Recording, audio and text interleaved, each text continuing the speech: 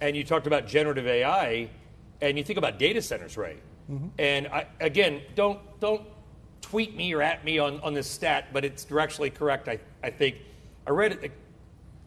Data centers, your cell phone that you pulled out earlier, the cell phone economy, energy economy, all the data centers, all the apps, all the computing power, uses as much energy as the entire world used just like 25 years ago.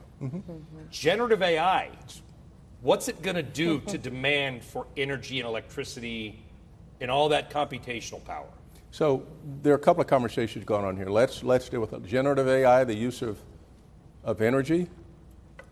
We need to focus on that. Now when it gets to supercomputing, the amount of energy that's necessary to support that, the demand on the grid is going to be much greater than the supply that we have today.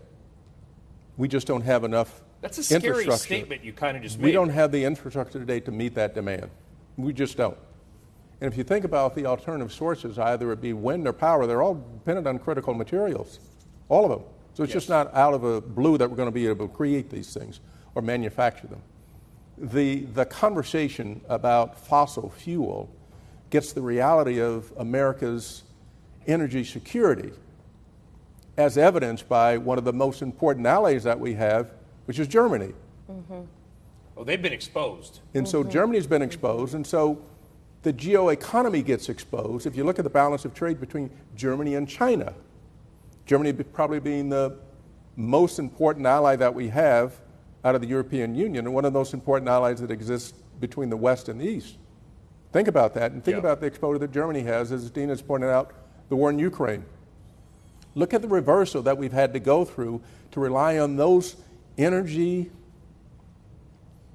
challenge industries like coal that we're now relying on, and look at now the resurgence of coal. The resurgence of coal in China, look at the resurgence of coal in Germany. The use of coal has never been greater in human history. And so you think about... Hard to think, but it's true. So if we didn't have, now it's a lesser of maybe two evils, although I think in the fossil fuel space we're trying to recover it with more climate-focused drilling methodologies, and I think we're accomplishing a lot with carbon recapture. That's taking place.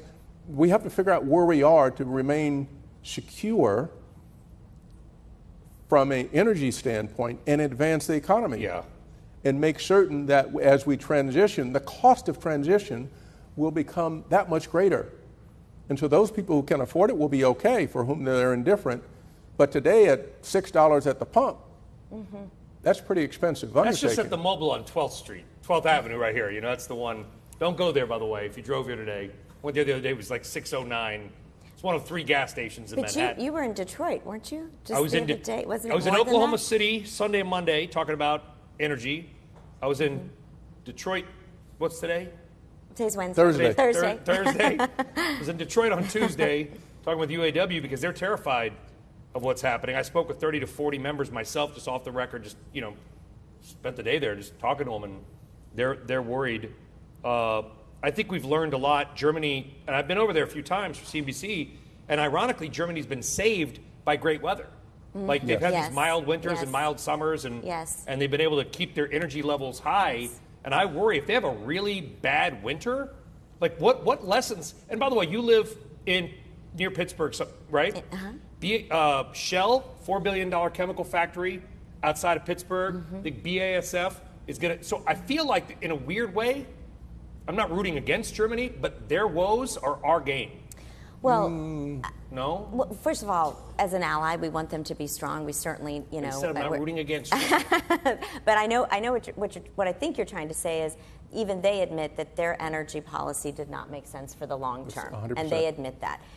You know, they even, as you know, wound down their nuclear energy program, which you can't just flip a switch and do that, right? It's going to take 10 years. Started twitching when right? You said that, and so when you think about that maybe as a case study for other countries that need to be very careful, to your point, Ray, about having a long-term energy strategy while trying to achieve thoughtful goals around climate, you actually do have to have heat for your citizens, and you have to, you know, be energy independent. And I think that's critical. The carbon recapture issue is so critical, and who has the resources to invest in that? It is often many of the large energy companies that you know well. And so I think that back to kind of making sure that this is innovation, capital allocation, a real market opportunity. Whichever countries get to it first are the smartest and most secure, and whatever companies get to it first will own the market. We're not